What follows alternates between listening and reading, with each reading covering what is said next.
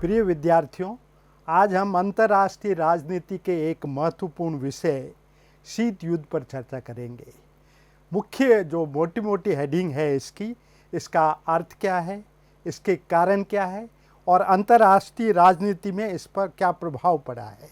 तो हम पहले परिचय लेंगे, उसके बाद शीत युद्ध की अर्थ और परिभाषाएं, भिन्न भिन्न विद्वानों ने उसको किस तरह से परिभाषित किया है, शीत युद्ध के लक्षण क्या है, कैरेक्टरिस्टिक्स जिसको विशेषताएं भी हम कहते हैं, जनरल फीचर्स भी कहते हैं। फिर शीत युद्ध की प्रकृति, नेचर क्या है, उसके बारे में चर्चा करेंगे। शीत युद्ध की उत्पत्ति के क्या कारण रहे हैं, किन कारणों से ये अस्तित्व में आए हैं, उसके बारे में भी चर्चा करेंगे।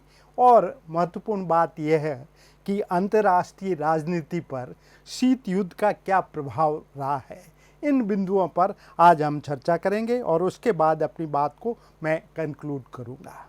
मैं समझता हूँ ये अंतर्राष्ट्रीय राजनीति का एक महत्वपूर्ण विषय है और विद्यार्थियों आपके लिए निश्चित रूप से ये उपयोगी होगा। पहले हम सबसे पहले लेंगे शीत युद्ध का अर्थ क्या है, उसके कारण, प्रभाव। सामान्य परिचय देखें यदि हम शीत युद्ध का, तो यह बहुत पुरानी घटना नहीं है। इतिहास को यदि हम देखें तो सेकेंड वर्ल्ड वार से पहले शीत युद्ध का नाम नहीं था। यह द्वितीय महायुद्ध के बाद विश्व की दो महाशक्तियाँ, मैं जब दो महाशक्तियाँ शब्द का प्रयोग करता हूँ तो सोवियत रूस और अमेरिका, अर्स्टवाइल सोवियत रूस, आपसी संबंधों को अभिव्यक्त करने वाला सबसे उपयुक्त शब्द है। तो शीत युद्ध का अर्थ कि सोवियत संघ और अमेरिका के बीच में संबंधों को स्पष्ट करने वाला शब्द शीत युद्ध कहलाता है। युद्ध के पूर्व दोनों में बुनियादी मतभेद थे, इसे निसंदेह रूप में इनमें पहले से मतभेद थे, परंतु युद्ध की अवधि में आवश्यकता ये पड़ी, परिस्थितियां ऐसी रही कि इन दोनों देशों के बीच में मित्रता थी और एक साथ इन्होंने द्वितीय विश्व युद्ध लड़ा था। लेकिन द्वितीय विश्व युद्ध की समाप्ति के बाद सोवियत संघ और अमेरिकी संबंधों में कटुता आ गई, तनाव, आपसी वैमनस्य, मनोमालिन्य, एक दूसरे पर आरोप प्रत्यारोप, इनमें अनवरत कंटिन्यूअस लगातार वृद्धि देखी गई। इन दोनों की कटुतापूर्ण संबंधों से अधिकांश विश्व, न केवल ये दो देश बल्कि अधिकांश विश्व दो विरोधी गुटों में बंट गया। एक जो सोवियत गुट था, दूसरा अमेरिकी गुट है, वो कहलाता है। शीत युद्ध द्वितीय महायुद्ध के उपरांत की अंतर्राष्ट्रीय राजनीति की एक महत्वपूर्ण विकास है, मैंने प्रारंभ में आपको बताया, जिसकी व्याख्या दो प्रकार से की जा सकती है। यदि हम इसकी व्याख्या करने की कोशिश करें तो दो आधार इसके हो सकते हैं। पहला, शीत युद्ध एक वैचारिक संघर्ष था जिसमें दो विरोधी जीवन पद्धतियां, संघर्ष किसके बीच में, ध्यान दें विद्यार्थी इस बात पर, संघर्ष दो विरोधी जीवन पद्धतियों के बीच। एक उदारवादी लोकतंत्र था जो कि अमेरिका जिसको रिप्रेजेंट कर रहा था, और दूसरा सर्वाधिकारवादी साम्यवाद था जिसको सोवियत रूस है वो रिप्रेजेंट कर रहा था। इनमें सर्वोच्चता प्राप्त करने के लिए संघर्ष रही है। तो ये वैचारिक मतभेद थे। इस दृष्टि से ये दो वैचारिक प्रणालियों का सैद्धांतिक और संघर्ष रहा है जो अलग अलग प्रकार की थी। दूसरा यदि दृष्टिकोण देखें हम तो यथार्थवादी सिद्धांत है। इसके अनुसार शीत युद्ध पुरानी मीन्स सेकेंड वर्ल्ड वार से पहले की शक्ति संतुलन राजनीति का नवीनीकरण है। शक्ति संतुलन राजनीति का अर्थ यह है कि एक गुट बहुत अधिक शक्तिशाली न हो, दूसरा गुट बहुत अधिक कमजोर न हो, उनके बीच में संतुलन रहे। तो ये जो द्वितीय विश्व युद्ध के पहले से प्रकट था, प्रचलन में था, उसका एक तरह से नवीनीकरण है, जिसमें बदलते अंतर्राष्ट्रीय राजनीतिक परिवेश में नए ढंग से ये उदित हुई। और दो महाशक्तियां हैं जैसे आपको विदित है विद्यार्थियों, अमेरिका और सोवियत संघ। विश्व के अधिकांश राज्यों को अपने प्रभाव क्षेत्र में लाने के लिए इन दोनों के बीच में निरंतर संघर्ष की स्थिति रही है। इस उभरते सोवियत संघ अमेरिकी संबंधों को सर्वप्रथम 16 अप्रैल 1947 को दक्षिणी कैरोलिना के विधानमंडल में भाषण देते हुए बर्नार्ड एम बरूच ने शीत युद्ध का नाम दिया। यह अक्सर प्रश्न भी पूछा जाता है कि शीत युद्ध का नाम देने वाला कौन था, तो इस बात को अच्छी तरह से ध्यान दें विद्यार्थी। ये 16 अप्रैल 1947 को दक्षिण कैरोलिना के विधानमंडल में उसकी व्यवस्थापिका में भाषण देते हुए बर्नार्ड एम बरूच, जो उसके विधानमंडल के सदस्य थे, उन्होंने शीत युद्ध का नाम दिया। अब शीत युद्ध का हम अर्थ और परिभाषाएं देखने की कोशिश करें। सामान्यतः शीत युद्ध का क्या अर्थ है, तो शीत युद्ध शब्द से सोवियत संघ और अमेरिकी शत्रुतापूर्ण एवं तनावपूर्ण अंतर्राष्ट्रीय संबंधों की अभिव्यक्ति होती है। मैं इसको वापस रिपीट करता हूँ। शीत युद्ध से क्या, इस शब्द से सोवियत संघ और अमेरिकी शत्रुतापूर्ण एवं तनावपूर्ण अंतर्राष्ट्रीय संबंधों की इससे अभिव्यक्ति होती है, जो कि द्वितीय महायुद्धोत्तर विश्व राजनीति की वास्तविकता है, जिससे हम अलग नहीं हो सकते। इन शत्रुतापूर्ण संबंधों को गर्म युद्ध में, जो वास्तविक युद्ध शस्त्रों से लड़ा जाने का युद्ध, गर्म युद्ध में परिवर्तित किए बिना, ध्यान दें इस बात पर, और गर्म युद्ध में परिवर्तित किए बिना इस शीत युद्ध में वैचारिक घृणा, आपसी राजनीतिक अविश्वास, कूटनीतिक जोड़तोड़, सैनिक प्रतिस्पर्धा, जासूसी, मनोवैज्ञानिक युद्ध और कटुतापूर्ण संबंध देखे गए हैं। शीत युद्ध युद्ध न होते हुए भी, शीत युद्ध युद्ध न होते हुए भी युद्ध की परिस्थितियां बनाए रखने की एक कला थी। युद्ध जैसा वातावरण रहेगा, वास्तविक युद्ध इसमें नहीं होता है शीत युद्ध में। ये एक ऐसा युद्ध था जिसका रण क्षेत्र खुला मैदान नहीं था, न सीमाएं थी। इसका रण क्षेत्र मानव का मस्तिष्क था। यह वाक युद्ध था, प्रचारात्मक युद्ध, कूटनीतिक युद्ध, अलग अलग नामों से हम पुकार सकते हैं। इसको वाक युद्ध कह सकते हैं, प्रोपोगंडा वार प्रचारात्मक युद्ध कह सकते हैं, डिप्लोमेटिक वार कूटनीतिक युद्ध कह सकते हैं। इस प्रकार के युद्ध को शीत युद्ध कहा जाता है। भिन्न भिन्न विद्वानों ने इसकी एक प्रिसाइज निश्चित परिभाषा देने की कोशिश की है। भारत के विद्वान हुए हैं एक MS राजन, वो कहते हैं शीत युद्ध शक्ति संघर्ष की राजनीति का मिला जुला परिणाम है। ये राजन द्वारा दी गई परिभाषा है। इसके बाद KPS मेनन, शायद आपने नाम भी सुना होगा, बहुत बड़े अंतर्राष्ट्रीय राजनीति में जिनकी भूमिका रही है भारतीय राजनीति में। शीत युद्ध दो विचारधाराओं, दो पद्धतियों, दो गुटों, दो राज्यों के मध्य उग्र संघर्ष था। ग्रीव्स करके एक वेस्टर्न थिंकर है, वो कहते हैं पर परमाणु युग में शीत युग एक ऐसी तनावपूर्ण स्थिति है, परमाणु युग है ये, इसमें एक ऐसी तनावपूर्ण स्थिति है जो शस्त्र युद्ध से कुछ परे हटकर है। शस्त्र युद्ध नहीं है, उससे परे हटकर है। लुई हाले करके एक विद्वान हुए हैं जो कहते हैं शीत युद्ध परमाणु युग से एकदम भिन्न किंतु उससे अधिक भयानक युद्ध है। मतलब इतना भयानक है कि परमाणु युद्ध भी इसके मुकाबले में कुछ भी नहीं है। वस्तुतः यदि हम कंक्लूड करें, वस्तुतः शीत युद्ध वास्तविक युद्ध नहीं है, अपितु युद्ध का वातावरण है, एक तरह का वार लाइक एटमॉस्फियर हमेशा बना रहता है। इस शीत युद्ध के यदि हम लक्षण या विशेषताएं देखने की कोशिश करें, एक एक पर यदि हम दृष्टिपात करें, तो पहली विशेषता यह है कि शीत युद्ध दो सिद्धांतों का ही नहीं अपितु दो शक्तियां, सोवियत संघ, मैं सोवियत संघ बार बार शब्द उपयोग कर रहा हूं, उसका कारण आजकल सोवियत संघ नहीं है, लेकिन जिस समय शीत युद्ध की उत्पत्ति हुई थी और वो पराकाष्ठा पर था तो वो सोवियत संघ ही हुआ करता था। आज के समय में शीत युद्ध की स्थिति कुछ अलग है, जिसको हम अलग वार्ता में इसके बारे में विचार विमर्श करेंगे। तो यहाँ पर सोवियत संघ मीन्स अर्स्टवाइल सोवियत संघ, पहले वाला सोवियत संघ से मेरा अर्थ है सोवियत संघ और अमेरिका का आपसी संघर्ष था। दूसरी विशेषता यदि देखें इसकी, शीत युद्ध में प्रचार का महत्व था। प्रोपोगंडा क्लाइमैक्स पर, पराकाष्ठा पर था। ये वाक युद्ध था, शब्दों से लड़ा जाने वाला युद्ध था। इसमें दोनों महाशक्तियां विभिन्न तरीकों से अपनी स्थिति सुदृढ़ करने में लगी रही है, मजबूत करने में लगी रही है। ये गर्म युद्ध से अधिक भयानक था। एक वार हो जाता है, शस्त्रों का वार, उससे भी ये एक भयानक युद्ध था। इससे मस्तिष्क में युद्ध के विचारों का प्रशय देने वाला युद्ध कहा जाता है। मनुष्य के मस्तिष्क में लड़ा जाने वाला है वो ये युद्ध था। तो ये सामान्य विशेषताएं हैं शीत युद्ध की, हम देख सकते हैं। इस पर भी अक्सर प्रश्न पूछा जाता है विद्यार्थियों कि शीत युद्ध के प्रमुख लक्षण या विशेषताओं का वर्णन कीजिए। एक एक पॉइंट को आप आगे एलाबोरेट कर सकते हैं, उसकी और अधिक विस्तृत व्याख्या कर सकते हैं। इसके बाद हम शीत युद्ध की प्रकृति देखेंगे, नेचर क्या है इसकी। बहुत लंबी चौड़ी प्रकृति नहीं है, ये एक प्रकार का कूटनीतिक युद्ध है, मतलब शस्त्रों से लड़ा जाने का युद्ध नहीं बल्कि डिप्लोमेटिक वार है।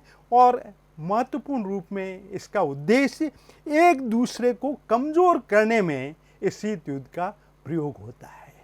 कमज़ोर करने का तात्पर्य है हर दृष्टि से, वैदेशिक संबंधों में, मित्रों की दृष्टि से, अन्य दृष्टि से एक दूसरे को कमज़ोर करना इसकी प्रकृति है। अब क्यों शीत युद्ध आया अस्तित्व में, क्या कारण रहे हैं शीत युद्ध के दुनिया में कि द्वितीय विश्व युद्ध के बाद शीत युद्ध अस्तित्व में आया अंतर्राष्ट्रीय राजनीति में। द्वितीय महायुद्ध के बाद दो देशों की शिकायतें ही मूल रूप से शीत युद्ध की उत्पत्ति का कारण थी। मैंने पहले बताया विद्यार्थियों आपको कि अमेरिका और सोवियत रूस दोनों सेकेंड वर्ल्ड वार एक गुट के रूप में लड़े थे, लेकिन युद्ध के दौरान ही इनके बीच में मतभेद हो गए और युद्ध की समाप्ति के बाद ये मतभेद बहुत उग्र हो गए, जिसका परिणाम ये है कि शीत युद्ध के रूप में ये अंतर्राष्ट्रीय राजनीति की एक महत्वपूर्ण घटना है हमारे सामने आती है। इसके अलावा इसकी उत्पत्ति के अनेक कारण रहे, जो प्रमुख कारण हम गिना सकते हैं। सबसे पहला कारण जो हिस्टोरिकल रीजन्स, ऐतिहासिक कारण इसका हो सकता है। आपको शायद जानकारी है विद्यार्थियों, 1917 की सोवियत रूस में बोल्शेविक क्रांति हुई थी और इस बोल्शेविक क्रांति का परिणाम ये था कि सोवियत रूस में जो जारशाही थी, राजाओं का शासन था, वो समाप्त होकर के वहाँ साम्यवाद स्थापित हो गया। ब्रिटेन ने 1924 में तथा अमेरिका ने उसे 1933 में मान्यता दी। किसको? नई सरकार, सोवियत रूस की साम्यवादी सरकार को 24 और 1933 में है वो ब्रिटेन और अमेरिका ने है इसको मान्यता प्रदान की। तो 1917 में काफ़ी समय लगाया मान्यता देने में, ये भी मतभेद उदय होने का है एक कारण रहा है। दूसरा जो प्रमुख कारण है, जो बहुत ही महत्वपूर्ण कारण है, द्वितीय मोर्चे के प्रश्न, क्योंकि द्वितीय विश्व युद्ध बहुत फैला हुआ था और उसमें दुनिया के अधिकांश देश अपनी हिस्सेदारी निभा रहे थे, तो कई मोर्चे थे।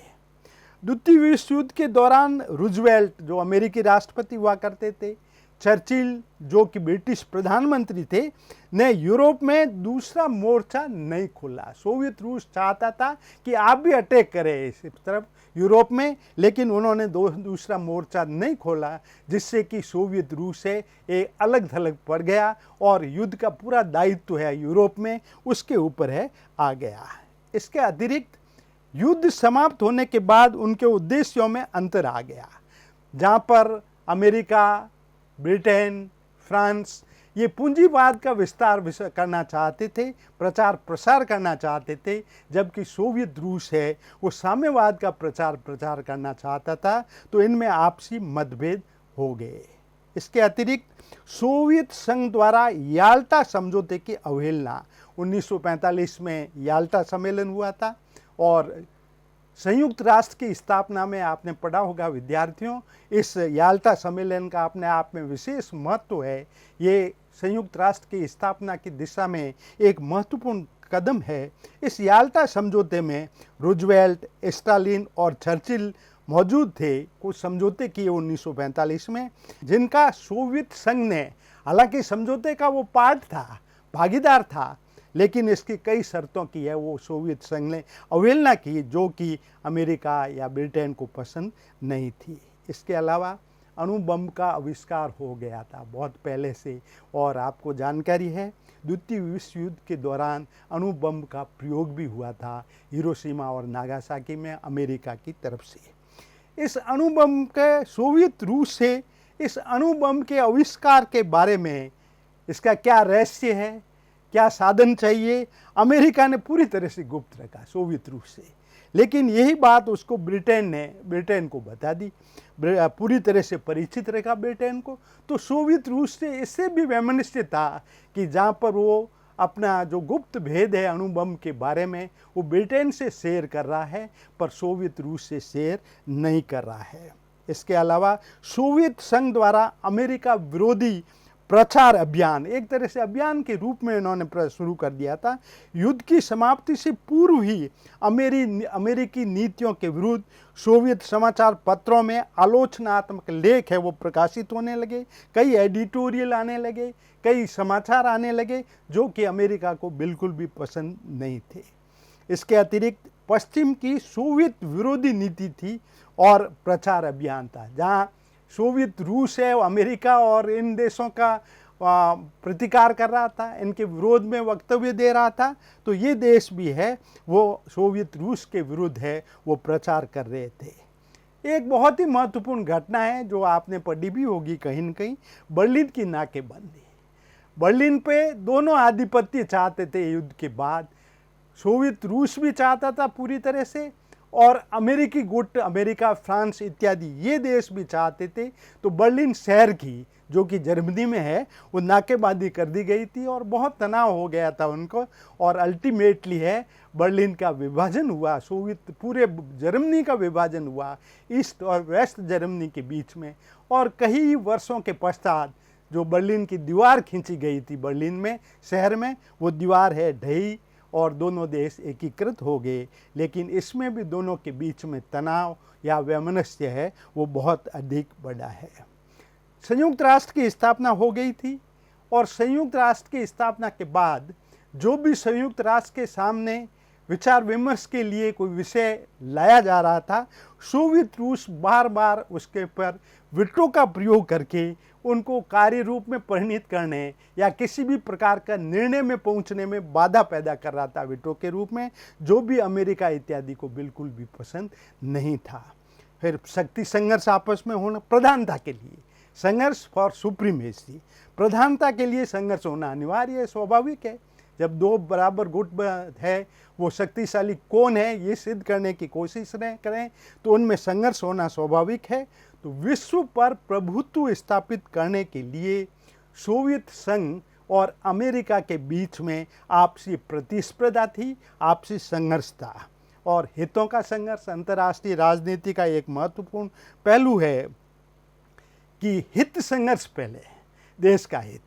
तो अमेरिका का हित इस बात में था कि साम्यवाद का प्रचार प्रसार न हो दुनिया में, जबकि सोवियत रूस का हित इस बात में था कि साम्यवाद का दुनिया में प्रचार प्रसार हो। तो इन हितों को लेकर के दोनों में टकराव हुआ और इन सब कारणों की परिणति शीत युद्ध है वो अस्तित्व में आया, जो कि लंबे समय तक है वो विद्यमान रहा। अब यदि हम इसका क्या प्रभाव रहा है सामान्यतः, ये उदय के कारण देखे हमने, अंतर्राष्ट्रीय राजनीति पर शीत युद्ध का प्रभाव किस प्रकार से रहा है, अंतर्राष्ट्रीय राजनीति को कहाँ तक प्रभावित किया है। इस शीत युद्ध के कारण विश्व में भय वो आतंक के वातावरण को जन्म दिया हर टाइम, जिससे शस्त्रों की ओर बढ़ी बहुत ज़्यादा। और इसके अतिरिक्त भी शीत युद्ध के कई प्रभाव पड़े हैं, जिसमें सबसे प्रमुख प्रभाव है विश्व दो प्रतिस्पर्धी गुटों में विभाजित हो गया। विश्व राजनीति का स्वरूप द्विपक्षीय बन गया, जो वर्तमान में नहीं है। शीत युद्ध के अवसान के साथ ये द्विपक्षीय विश्व है वो समाप्त हो गया। इसके अलावा दूसरा प्रभाव ये है कि आतंक और अविश्वास के दायरे में विस्तार हो गया, बहुत आतंक बढ़ गया, एक दूसरे देशों के बीच में अविश्वास बढ़ गया, अंतर्राष्ट्रीय संबंधों में गहरे तनाव आ गए, वैमनस्य आ गया, प्रतिस्पर्धा आ गई और एक दूसरे के प्रति अविश्वास की स्थिति है वो पैदा हो गई। इसके अलावा आणविक युद्ध की संभावना का भय हमेशा रहा। आपने 1962 की एक घटना सुनी होगी, पढ़ी होगी बालकों, वो है क्यूबा संकट के बारे में। क्यूबा जो कि एक साम्यवादी देश था और सोवियत रूस से सपोर्टेड था। सोवियत रूस बहुत सारे शस्त्र सामान क्यूबा में ले जा रहे थे सप्लाई करने के लिए और अमेरिका ने उसकी घेराबंदी कर दी। उसके जहाज़ों को आगे नहीं आने दिया और स्थिति ऐसी बन चुकी थी कि युद्ध होने वाला, तृतीय विश्व युद्ध होने वाला है, ये स्थिति बन गई थी। लेकिन फिर प्रयासों से हॉटलाइन कम्युनिकेशन, ये भी अंतर्राष्ट्रीय राजनीति का एक शब्द है प्रिय विद्यार्थियों। हॉटलाइन कम्युनिकेशन हुआ, रातों रात समुद्र में तारें बिछी, आज की तरह मोबाइल नहीं थे, और उन तार के माध्यम से अमेरिकी राष्ट्रपति और सोवियत संघ के जो प्रधान थे उन्होंने वार्ता की और किसी तरह से ये युद्ध है वो टल गया। एकदम युद्ध की स्थिति बन गई थी, आणविक युद्ध की संभावना बन गई थी। ये भी बहुत बड़ा प्रभाव रहा है। फिर सैनिक संधियां, सैनिक गुटबंधन का उदय। आपने कई तरह की सैनिक संधियां पढ़ी होगी अंतर्राष्ट्रीय राजनीति में। नाटो जो अमेरिकी सपोर्टेड है, सीटो, सेंटो, वार्सा जो सोवियत रूस सपोर्टेड है, इस प्रकार के कई सैनिक गठबंधन पैदा हुए। और ख़ास करके नाटो और वार्सा का मैं यहाँ पर रेफरेंस देना चाहूँगा कि नाटो पूरी तरह से अमेरिकी सपोर्टेड था, जो आज भी है। वार्सा अब फेल हो गया है करीब करीब, और वो सोवियत रूस के द्वारा सपोर्टेड थे। और इनमें आपस में है वो गठबंधन अपने अपने देशों को वो प्रोत्साहन देते थे, जिससे कि शीत युद्ध में बहुत उग्रता का वातावरण है वो आ गया। इसके अलावा शस्त्रीकरण की अविरल प्रतिस्पर्धा, शस्त्रों की होड़ न कभी भी ख़त्म नहीं होने वाली, कंटिन्यूअस, लगातार। निशस्त्रीकरण की योजनाएं धूमिल हो गई, बहुत सारे साल्ट सम्मेलन हुए, स्ट्रेटेजिक आर्म्स लिमिटेशन स्टॉक पर वो सब व्यर्थ रहे, धूमिल हो गई। अरबों डॉलर शस्त्र प्रविधि और शस्त्र निर्माण पर प्रतिवर्ष दोनों देशों बल्कि विश्व के अधिकांश देशों द्वारा खर्च किए जाने लगे, और इसकी प्रतिस्पर्धा है वो शस्त्रों की होड़ उत्तरोत्तर है वो बढ़ती गई है।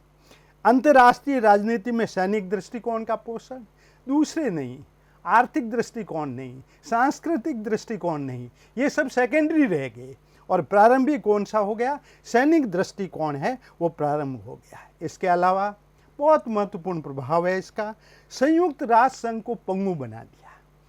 कभी सोवियत रूस विटो कर देता था सिक्योरिटी काउंसिल में, कभी वेस्टर्न कंट्रीज अमेरिका इत्यादि और उसके सपोर्टेड देश है वो विटो कर देते थे, और कोई निर्णय नहीं हो पाता था। परिणाम ये हुआ कि संयुक्त राष्ट्र, जिसको विश्व की केवल शांति के लिए ही नहीं अन्य कई प्रकार के दायित्व हुआ करते थे उनको, वो अंतर्राष्ट्रीय राजनीति का इन महाशक्तियों के बीच होड़ का एक अखाड़ा बन गया था। सुरक्षा परिषद द्वारा प्रभावी कार्रवाई संभव न हो पाती थी। कहीं सेना भेजने का प्रश्न है, आर्थिक सहायता देने का प्रश्न है, या अन्य प्रकार के शांति प्रस्तावों का प्रश्न है, इन सब में ये देश है बार बार विटो करते थे। नतीजा ये था कि सुरक्षा परिषद किसी भी प्रकार का निर्णय है वो लेने में असमर्थ थी। युद्ध के काम होते थे पर मानवीय कल्याण के कार्यक्रमों की उपेक्षा होगी। आपका 1 पॉइंट प्रोग्राम है, जब शस्त्रों की होड़ प्रोग्राम है, अंतर्राष्ट्रीय राजनीति में वर्चस्व स्थापित करने की होड़ है, तो स्वाभाविक है कि मानवीय कल्याण के कार्यक्रमों की पूरी तरह से उपेक्षा थी।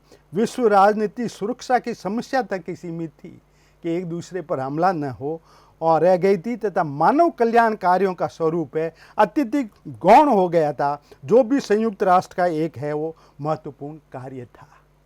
ये सब जो प्रभाव हमने देखे प्रिय विद्यार्थियों, ये सब इसके नकारात्मक प्रभाव, नेगेटिव इफेक्ट थे।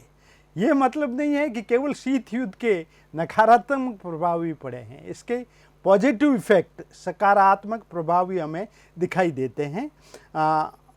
सबसे बड़ा सकारात्मक प्रभाव हम गिना सकते हैं, बता सकते हैं, वो है गुट निरपेक्ष आंदोलन को प्रोत्साहन मिला। गुट निरपेक्ष आंदोलन को आप जानते हैं विद्यार्थियों, या पढ़ा होगा या पढ़ेंगे अवश्य आप। जब दुनिया पूरी 2 गुटों में विभाजित हो गई, तो कुछ देश ऐसे थे जो थर्ड वर्ल्ड कंट्रीज कहलाते थे, तृतीय विश्व युद्ध।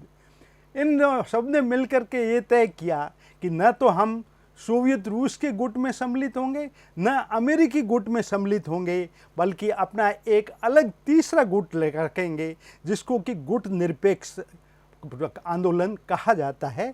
और पंडित जवाहरलाल नेहरू, मार्शल टीटो, आपने नाम सुना होगा, इन सब ने और मिस्र के राष्ट्रपति कर्नल नासर मिलकर के एक गुट निरपेक्ष आंदोलन को प्रोत्साहन दिया। संभवतया यदि शीत युद्ध नहीं होता तो ये गुट निरपेक्ष आंदोलन नहीं होती।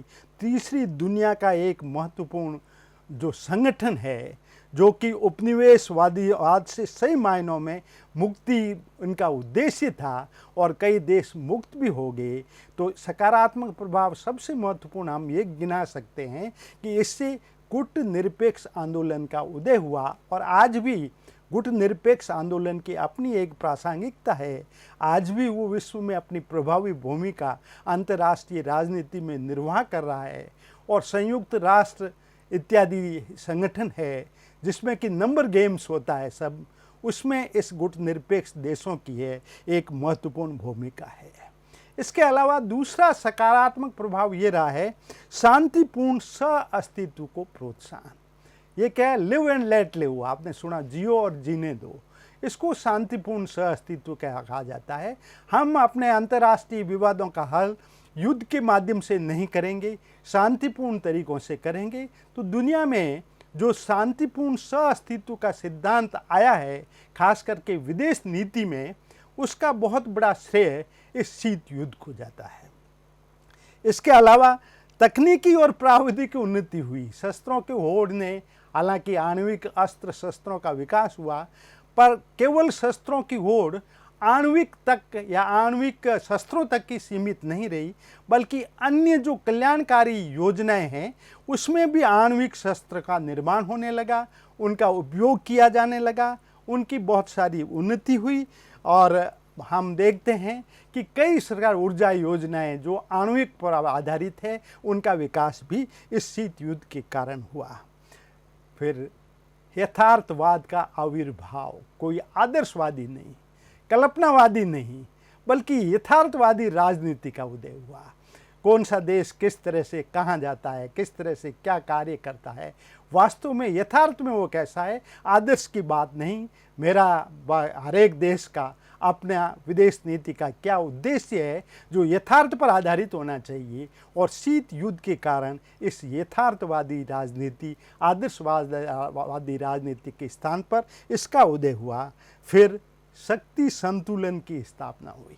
कम से कम कई कमियां रही है शीत युद्ध में, लेकिन शक्ति संतुलन, एक तरफ अमेरिकी गुट, एक तरफ सोवियत संघ गुट, इन दोनों के बीच में शक्ति संतुलन और बहुत अधिक प्रभावी है। कोई भी एक गुट है वो नहीं हो पाया, और अंतर्राष्ट्रीय राजनीति में शक्ति संतुलन को इन्होंने है वो इससे बहुत ही बल मिला। तो ये प्रिय विद्यार्थियों, हमने संक्षेप में क्या है शीत युद्ध, कैसे इसकी उत्पत्ति हुई, क्या इसकी विशेषताएं, क्या कारण है, इसके क्या क्या प्रभाव रहे हैं, नेगेटिव प्रभाव क्या रहे हैं, पॉजिटिव प्रभाव क्या रहे हैं, उन सब के बारे में हमने चर्चा की। यदि हम इसको कंक्लूड करने की कोशिश करें, निष्कर्ष निकालने की, मैं यही बात कहूँगा कि एक और व्याख्यान इस पर हम चर्चा करेंगे और उसमें शीत युद्ध का अवसान हो गया। आप शायद समझ रहे होंगे कि अब तो शीत युद्ध दुनिया में समाप्त हो गया, क्या चर्चा की जा रही है, पर इतिहास के पन्नों में ये शीत युद्ध हमेशा रहेगा। हालांकि अवसान की स्थिति 1989 के बाद, सोवियत रूस के विघटन के बाद, आजकल सोवियत रूस जैसा कोई भी देश नहीं है, उसके टुकड़े हो चुके हैं, साम्यवाद वहाँ से अधिकांश जगह से समाप्त हो चुका है। इनका 1989 से इसके मूल कारणों की समाप्ति हो गई। समाप्ति होते हुए भी ये शीत युद्ध किसी न किसी रूप में आज भी विद्यमान है। हो सकता है कि इसके एक्टर अब सोवियत रूस और अमेरिका नहीं है, इसके एक्टर कई और देश हो गए हैं। तो अंतर्राष्ट्रीय राजनीति का ये एक महत्वपूर्ण पहलू रहा है और रहेगा, और कभी भी उग्र शीत युद्ध का रूप है ये ले सकता है। मैं समझता हूँ इस 20-25 मिनट की वार्ता में मैंने आपको शीत युद्ध की मूल बातों के बारे में जानकारी मैं दे पाया हूँ, आपको, आपके लिए उपयोगी होगी। मैं चाहूँगा कि आप इस वार्ता तक सीमित नहीं रहें, अपने ज्ञान को और अभिवृद्ध करें। अंतर्राष्ट्रीय राजनीति पर कई सारी किताबें उपलब्ध है, उन सब को पढ़ें और यदि ज्ञान को आप अभिवृद्ध करेंगे तो आपको इससे सही मायने में इस पे नॉलेज जो है वो आपका पूरा हो सकता है। परीक्षा में अक्सर प्रश्न आते रहते हैं शीत युद्ध पे, और एक ही प्रश्न नहीं आता, कई प्रश्न बनते हैं। उन प्रश्नों का आप सटीक और वास्तविक उत्तर दे पाएंगे। मैं आपके सुखी और समृद्ध भविष्य की कामना करता हूं और अच्छे अंकों से जो भी आपका उद्देश्य है उस उद्देश्यों को आप पूरा करें। बहुत बहुत धन्यवाद।